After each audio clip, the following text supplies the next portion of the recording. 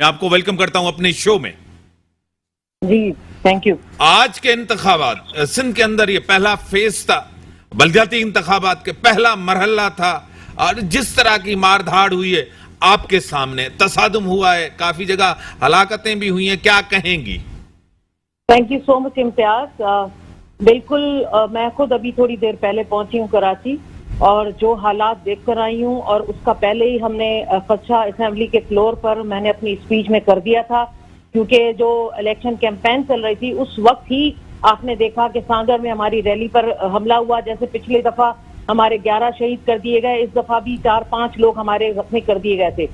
और शुरू से ही हम कह रहे थे कि भाई ये इलेक्शन नहीं है, ये सिलेक्शन हो रहा है, बार बार इलेक्शन कमीशन हो। हमने इसीलिए कोर्ट में भी जाकर ये चीज रखी कि भाई यहाँ पर हमेशा पीपल्स पार्टी, खास तौर पर जब भी इलेक्शन होते हैं तो इनकी जो पहली कोशिश ये होती है कि पूरी जितनी भी मशीनरी है वो इस्तेमाल की जाए। और आंखों से देखा है, आंखों से देखकर आई हूँ कि पुलिस मोबाइल्स लगी हुई हैं, अच्छा गवर्नमेंट की गाड़ियों की नंबर प्लेट लगी हुई, गाड़ियां इनकी कैंपेन में लगी हुई हैं, जगह जगह पर मार कुटाई लगी हुई है, हमारे लोगों को हिरास करना, खौफ। और रातों रात, ये तो मैंने पहले ही कह दिया था कि रातों रात इन लोगों ने पोलिंग स्टेशन चेंज कर दिए, पोलिंग स्टेशन हटा दिए, वोट इधर उधर हो गए। जो जिंदा है उनको मुर्दा करार दे दिया, जो मुर्दा है उनको जिंदा करार दे दिया। यानी इन्होंने जानबूझकर ये, और जितने भी आप देखेंगे, देखें मैं नहीं कह रही हूँ, आप बेशक इनके लिस्टें निकाल लें, और जितने भी इनके उम्मीदवार हैं आप जरा उनका देखिए नाम, और उनका पिछला शजरा देखेंगे तो पता चलेगा कोई एमपीए का भाई है, कोई एमपीए का कजन है, कोई एमपीए का चाचा मामा है, कोई एमपीए की बहन का बेटा है। ये जो बार बार असेंबली में खड़े होकर तकरीरों में फरमा रहे हैं कि हम लोग इतने अनअपोज हो गए, भाई कैसे नहीं अनअपोज होंगे आप लोग?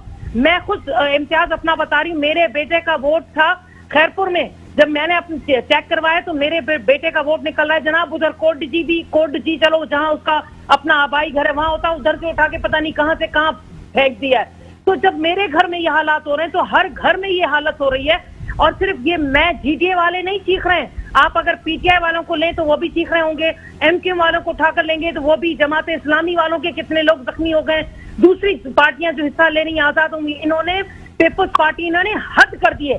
यकीन माने इतना खौफ, और 11 से 12 तो बता रहे हैं कि शायद मर भी गए और 100 से ज्यादा जख्मी है। हथियार, मशीनरी, खौफ, हरास, चाहते क्या है? क्या आम दूसरा आदमी, गरीब आदमी, या दूसरी जो सिंध में रहने वाले हैं उनका कोई राइट नहीं है कि वो इलेक्शन लड़ें और किसी तरीके से वो अवाम की खिदमत करें, या वो अगर ऐवानों में बैठे या बल्दियात में आकर खिदमत करें? सिर्फ आपका राइट है।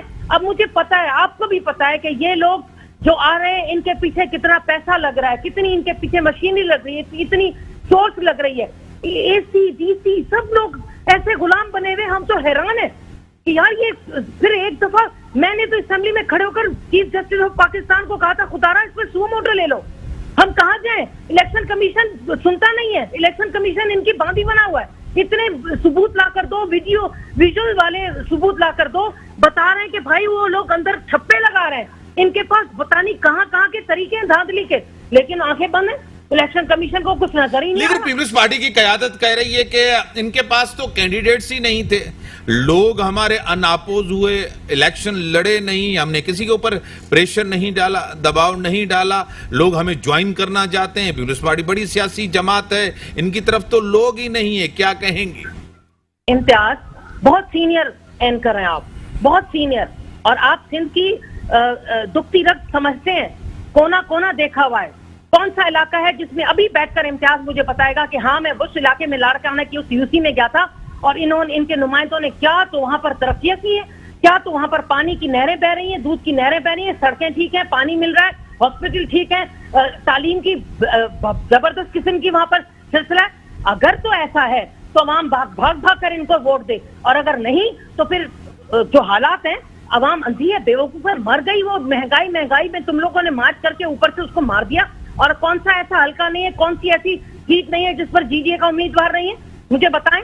हर जगह दूसरे नंबर पर जीडीए आ रहा है, हर जगह दूसरे नंबर पर, और वहां पर बाकायदा लोगों ने भरपूर तरीके से इलेक्शन में हिस्सा लिया। लेकिन क्या करें, मशीनरी है, पैसा है, 15-15 हजार में वोट खरीदा गया है वहां पर। और हमेशा करते हैं ये लोग हर बार जो पैसा बजट से आता है या कहीं से भी इनके पास पैसा आता है, अंदर ही अंदर सीएम साहब पता नहीं कौन सा मद में इनके फंड्स निकालते हैं और ये लोग वहां जाकर बांट कर आ जाते हैं पैसे, और लोग मजबूर बेचारे, एक तो खौफ के मारे, दूसरा दहशत, जो लोग मर जाते हैं तो लोग डर जाते हैं कि फला के इतना मर गया, इतनी पुलिस रेंजर्स किसी काम नहीं आ रही, इतनी सारी पुलिस सिंध की सब इनकी कमतार बनी हुई है, जितने भी पुलिस ऑफिसर है कौन है, इनके ही रखे हुए ना, तो हम जाएं कहां, मुझे बताएं।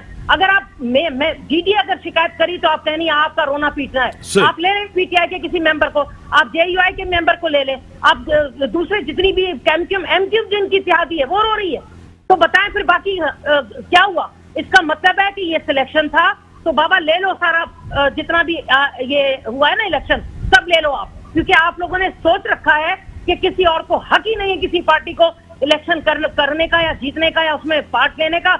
आप लोगों के पास सब कुछ है। जरदारी साहब ने माशाल्लाह जो बयान दिया उसमें अंदर ही अंदर यही मैसेज दे दिया कि भाई चलो जो कुछ करना है जिस तरीके से भी करो, लेकिन इलेक्शन जीतो। मारधाड़ होकर बाकायदा उन्होंने जो हालात पैदा कर दिए, लोगों में खौफ पैदा हो गया, लोग डर रहे हैं, लोग मर रहे हैं, बच्चे मारे। बड़ी मेहरबानी। ब्रेक का टाइम का, ब्रेक के बाद आते हैं, डिस्कशंस को आगे बढ़ाते हैं।